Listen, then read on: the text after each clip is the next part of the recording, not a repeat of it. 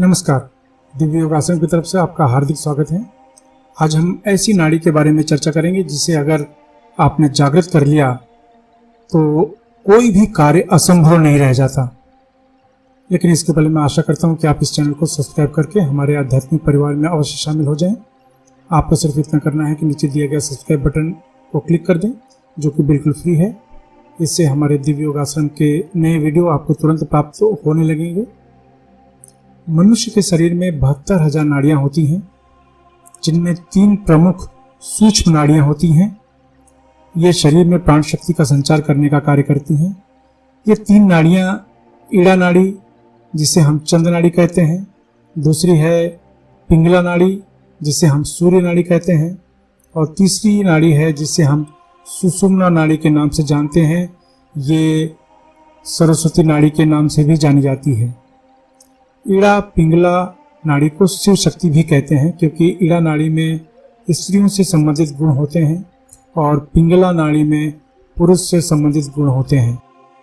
दोनों नाड़ियों के संतुलन से ही मनुष्य प्रभावशाली बनता है। मनुष्य के रोगी तथा निरोगी बनने में श्वास क्रिया का बहुत ही महत्वपूर्ण योगदान रहता है। इसी श्वास क्रिया को ईड़ा नाड़ी, पिंगला नाड़ी और सुषुम्ना नाड़ी संतुलन बनाए रखती हैं।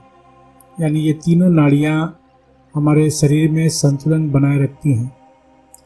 कभी भी मनुष्य दोनों नासिका से एक साथ श्वास नहीं लेता।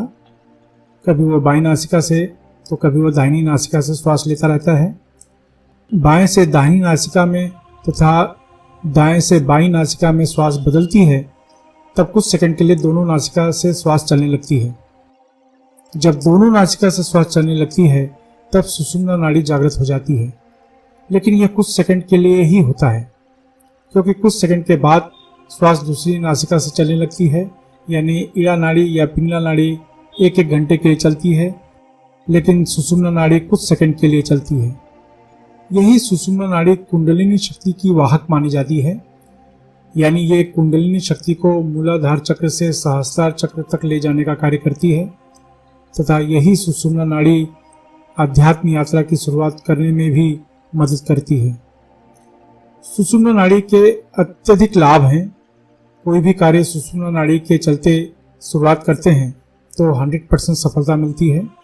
शुभ कार्य में सफलता मिलती है, मांगलिक कार्य में सफलता मिलती है, हर तरह की साधना में सफलता मिलती है, इंटरव्यू में सफलता मिलती है, व्यापारिक मीटिंग में सफलता मिलती है। यानी कोई भी कार्य करने के पहले सुषुम्ना नाड़ी को चलाकर शुरुआत करते हैं, तब सफलता का प्रतिशत बढ़ जाता है। अब जानते हैं सुषुम्ना नाड़ी को कैसे चलाएं। सामान्यतः सुषुम्ना नाड़ी के चलने का हमें इंतजार करना होता है, वो भी 1 घंटे का, क्योंकि एक नासिका से दूसरे नासिका में श्वास बदलने में करीब करीब 1 घंटे का समय लगता है। लेकिन हम इतना इंतजार नहीं कर सकते, तो हम क्या करें। अब मैं एक उदाहरण देता हूँ।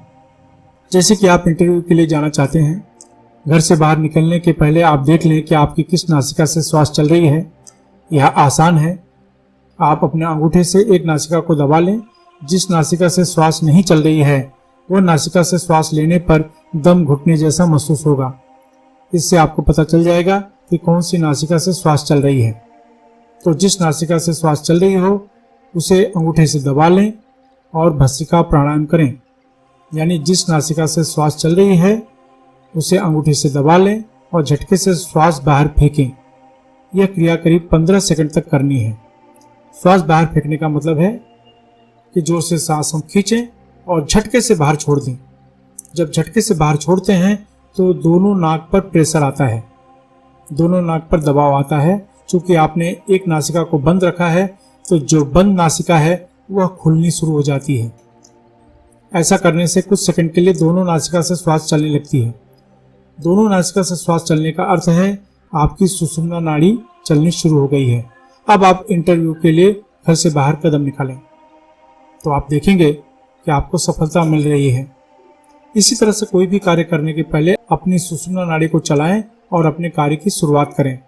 याद रखें, सुषुम्ना नाड़ी का उपयोग हर कार्य में सफल होने के लिए किया जा सकता है, लेकिन शारीरिक संबंध के समय इस नाड़ी को कभी भी चलाने की कोशिश न करें। शारीरिक संबंध में जो संतान उत्पन्न होगा, उसके नपुंसक होने की संभावना बढ़ जाती है। आशा है आप इस विधि को अपनाएंगे और अपने जीवन में सफल होंगे। इसके अलावा लोगों में आध्यात्मिक ज्ञान के प्रति जागरूक करने के लिए हमारी संस्था दिव्य योगाश्रम अलग अलग शहरों में कुंडलिनी ध्यान शिविर का आयोजन कर रही है। इसमें भाग लेना बिल्कुल फ्री है, एकदम निःशुल्क है। इसलिए अगर आप अपने शहर में सीखना चाहते हैं तो नीचे डिस्क्रिप्शन में लिंक दिया गया है, जहां पर आप अपने शहर में सीखने के लिए बुकिंग कर सकते हैं। इसके अलावा जो चैरिटेबल ट्रस्ट संस्था या योगा केंद्र चला रहे हैं, वे अपने ग्रुप में निःशुल्क कुंडलिनी ध्यान शिविर का आयोजन करें। आप अपने जीवन में हमेशा तरक्की करें। इसी शुभकामना के साथ धन्यवाद।